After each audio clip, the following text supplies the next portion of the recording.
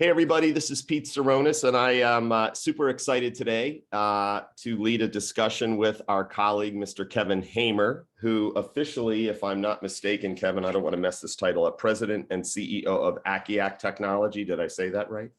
Absolutely, Pete. It's great. Yeah. No, we're here to, this is our ACT-IAC Emerging Technology IoT Smart Infrastructure Working Group, along with one of our colleagues here on the webcast, Mr. Dan Morgan, who is our executive sponsor. Shout out to Dan, his leadership, in addition to Nancy Delanoche and the wonderful community of ACT-IAC for making this possible, Justin Herman, Don Lovett. And we're going to spend the next 30 minutes talking about a topic that we think is not only relevant to our working group, but obviously I think is one that everyone can appreciate, which is how technology can support an underserved and unserved community. It's part of our bipartisan infrastructure bill. There's tons of money in the broadband space, 65 billion, if I'm not mistaken, new dollars that'll be introduced into the market. And I'm ready to put on my student persona or wear it because the professor is about to get going. Let me brag about you a little bit, Kevin.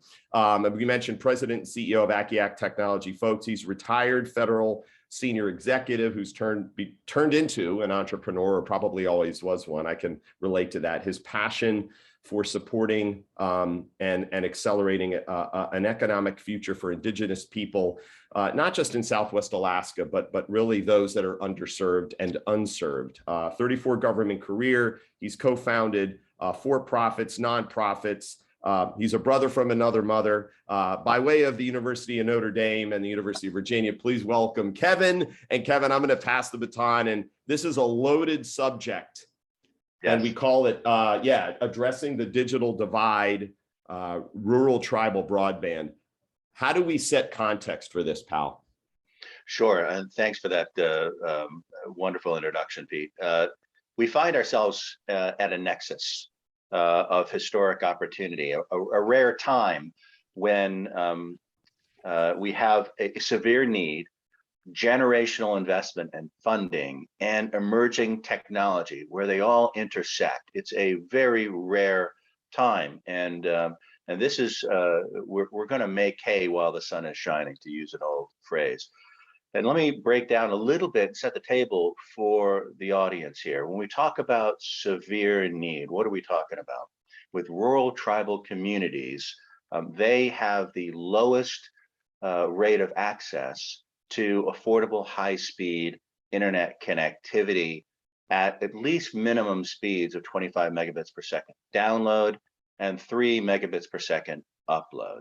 So they are the group of folks in America which have the least access to very minimum speeds, where, Pete, you and I, if we had to live with 25.3, that minimum broadband threshold, we'd pull our hairs out. We'd be screaming all the time. So these tribal communities don't even have that. If you have no access to broadband, that's broadband, by the way, 25.3, no access to broadband, you're unserved. If you have limited access to broadband in tribal communities, you are underserved. So that's the unserved, underserved portion of the program for broadband.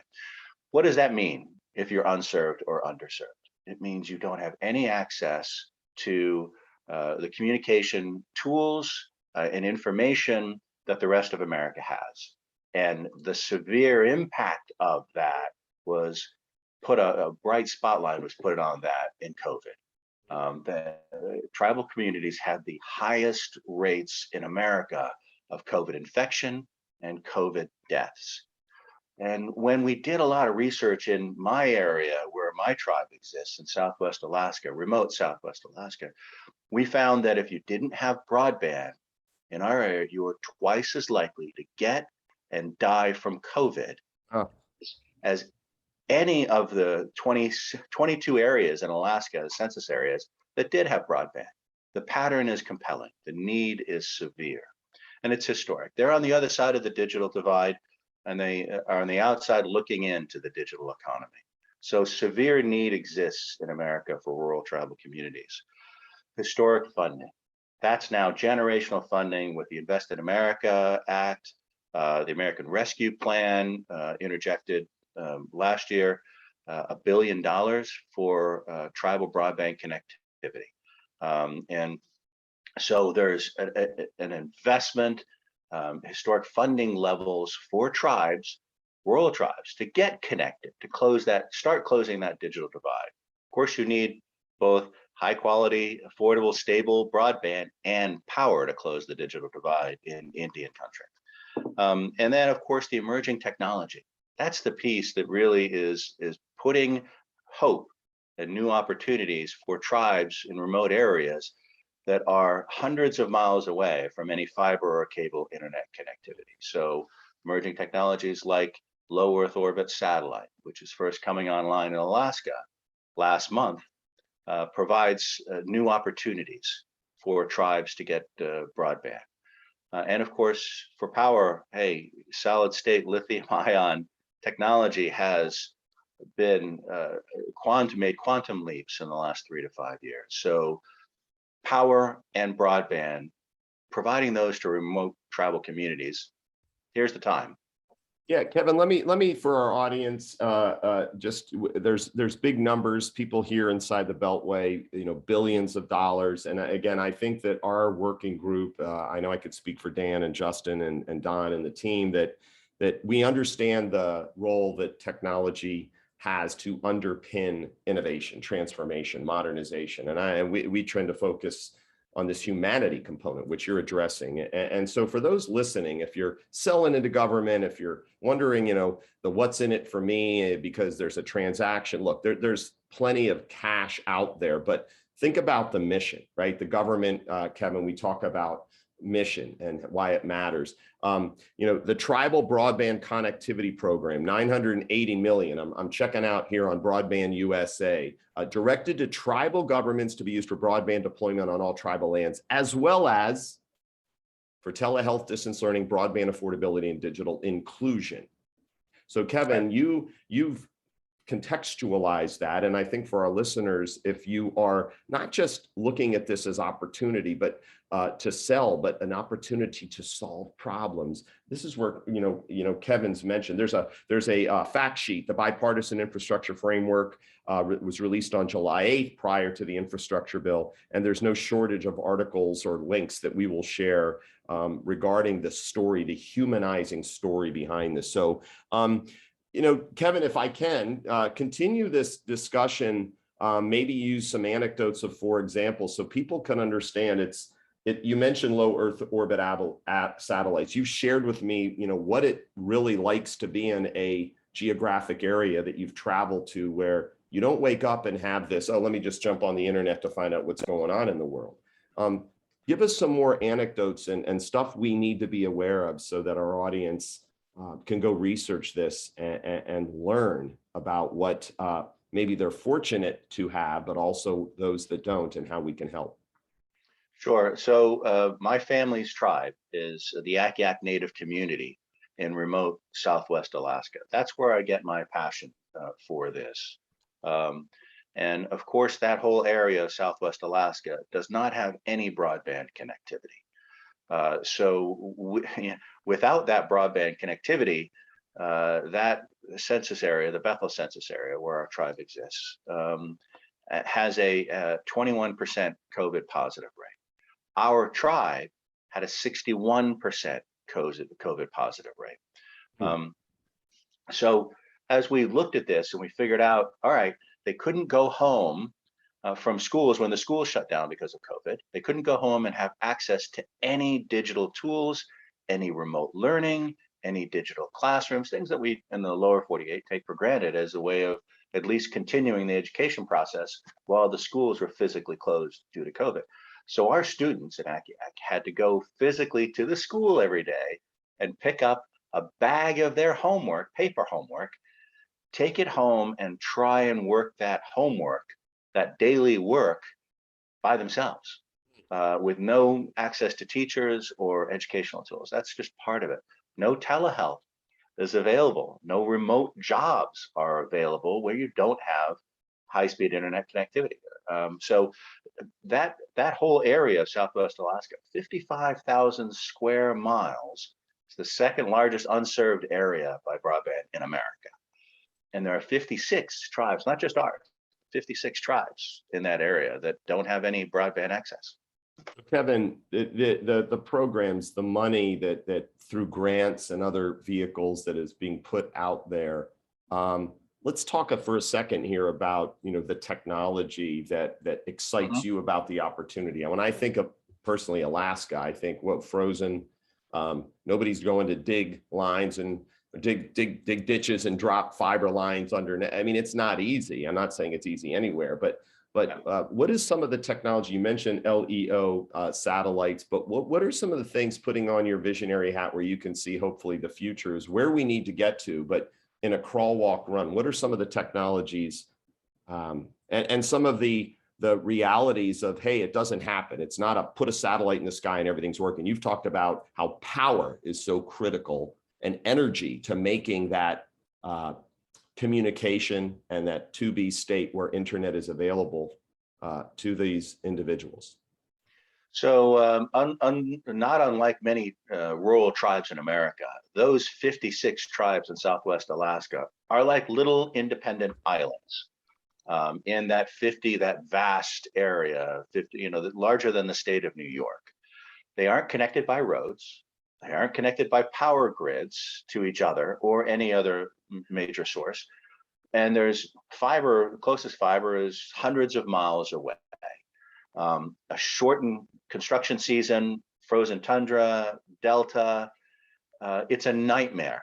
It's not practically feasible, nor is it economically feasible to put fiber optic lines to all of these remote villages anytime soon. We're talking 10, 20 years by the time finally gets out. So there is that crawl walk you're just talking about. Low Earth orbit satellite just came online in Alaska last month. Our Akiak Native community invested American Rescue Plan funds in a project that we in Akiak Technology completed for them, where we delivered the first broadband in Southwest Alaska to our tribe, 100% of our tribal citizens in Akiak. And we did this through low Earth orbit from OneWeb.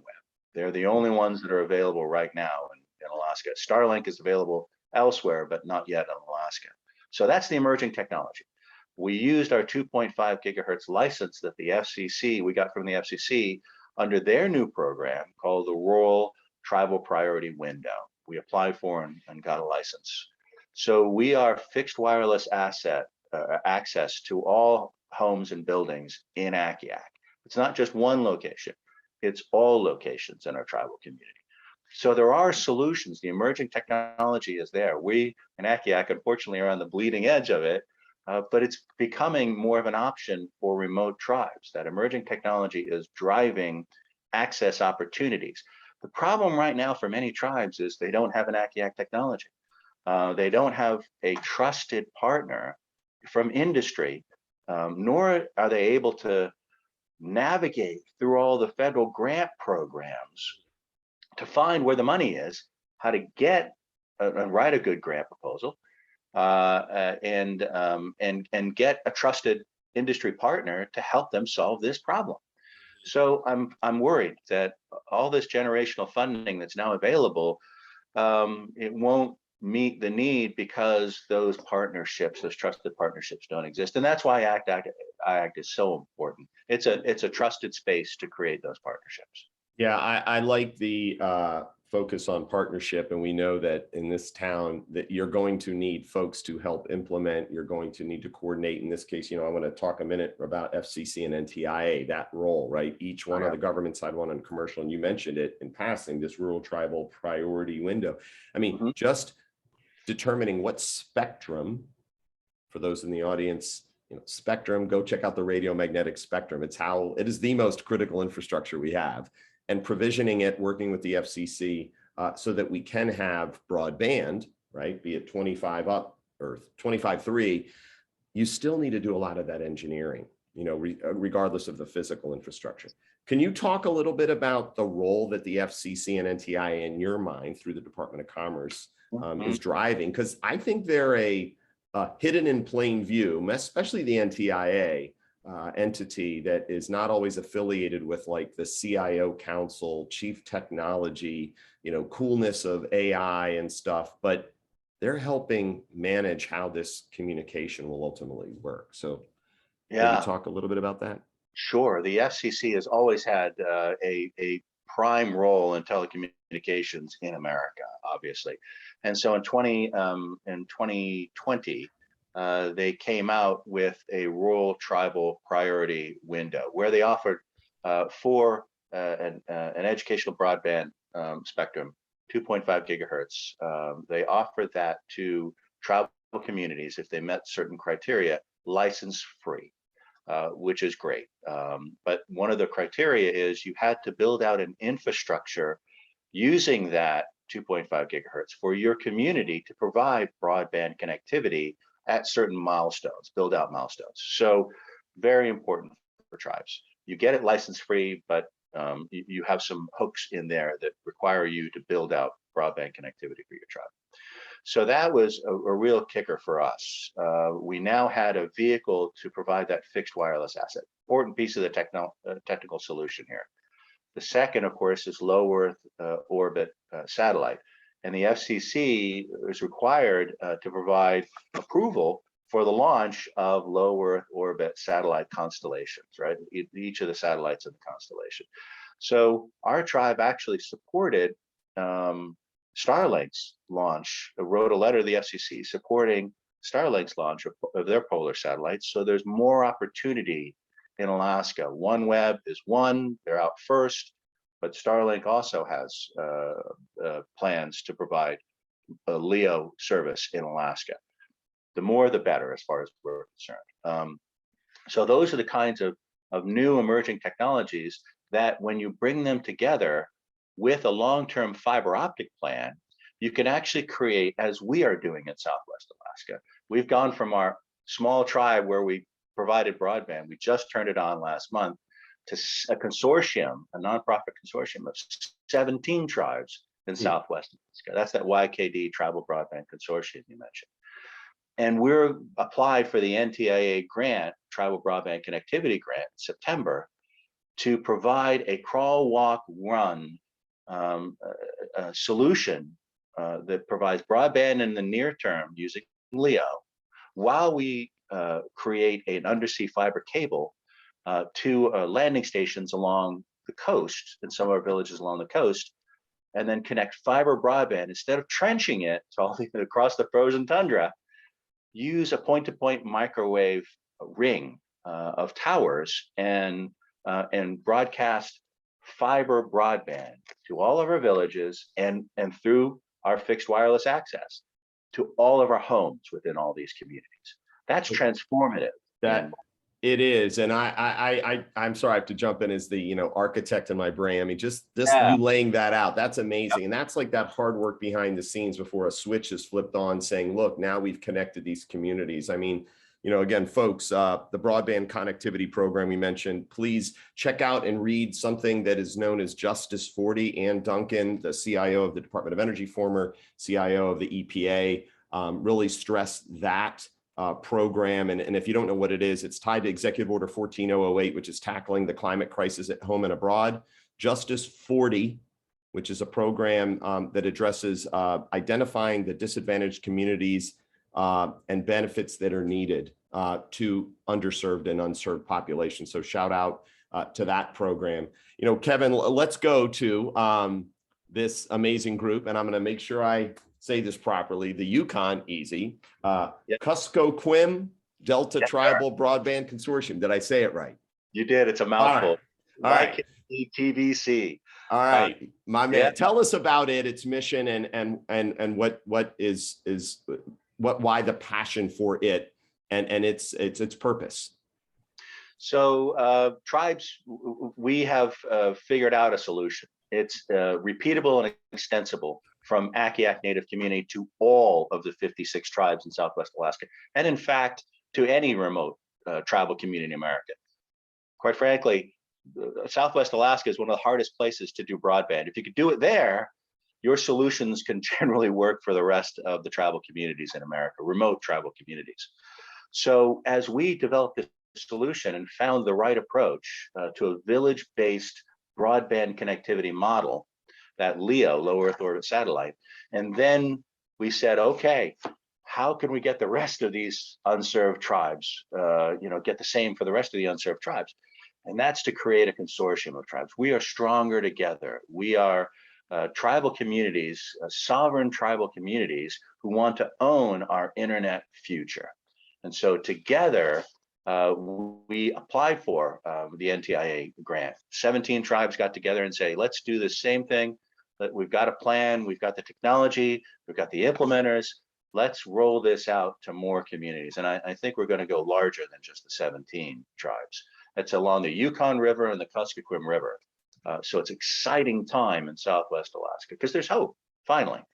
Yep, I like it. And I know we're getting close to the end, but I do want to have folks who are on and who will watch this at a later date. ykdtribalbroadband.org, if I'm saying that I checked it out.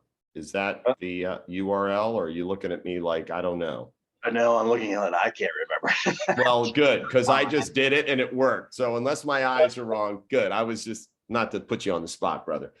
Yes, Yellow Kevin D, tribalbroadband.org. Go learn about the consortium if you want to understand, again, the mission and purpose. Folks, that's what we do and hope to do and convey in this working group.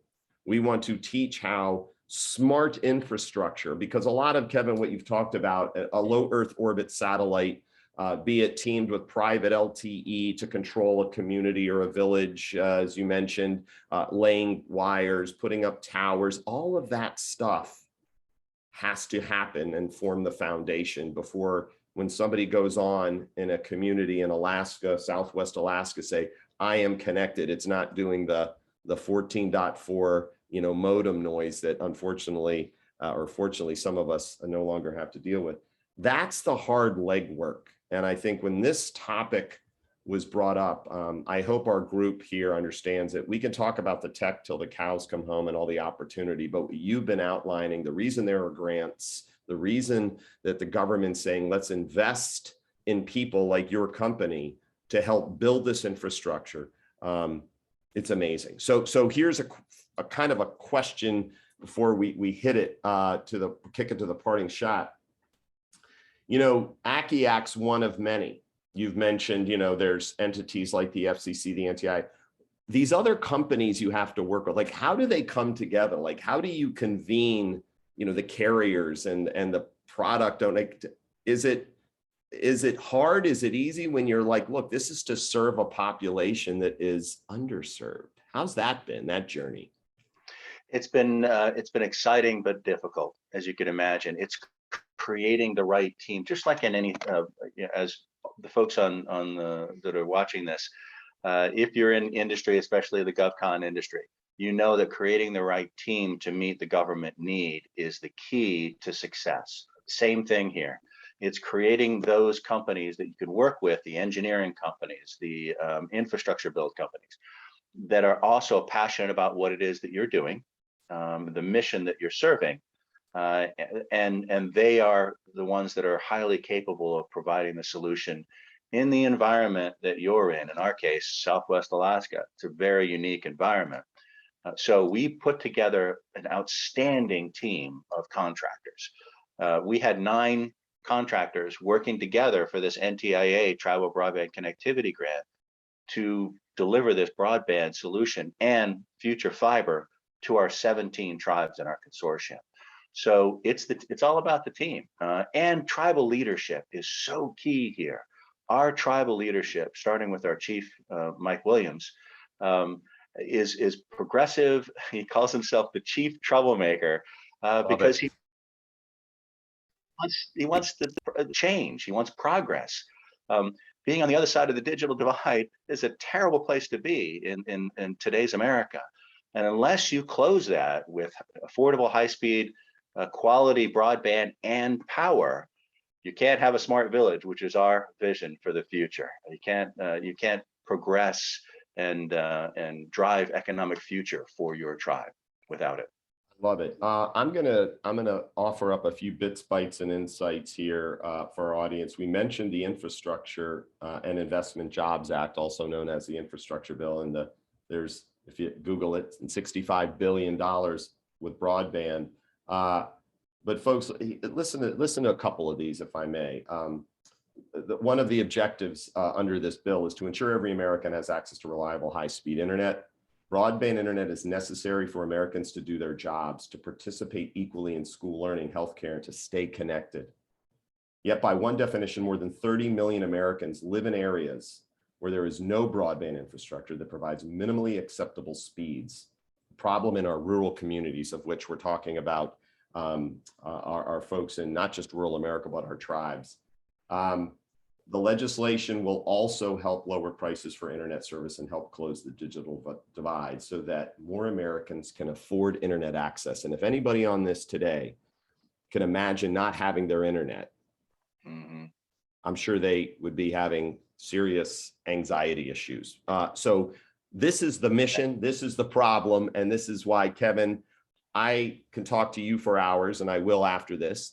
I love your passion and purpose. Leave us with a parting shot. And for all of our guests, I hope that you're taking something away from this. So if I left anything with the audience, it would be the awareness and the passion to get involved in this really, really important area of America. And that is closing the digital divide for rural tribal communities. They are the hardest to serve, the hardest to get to, and yet the technology exists today. The emerging technology is there, the funding is there, and the need is obviously there. So if you can find a way to participate and get involved in this, please do, because this historic opportunity is happening now. I love it. I love it. Hey, I hate saying we're out of time, but I want to shout out to you, Kevin, one more time. Dan Morgan, Justin, Don, super excited to have your support.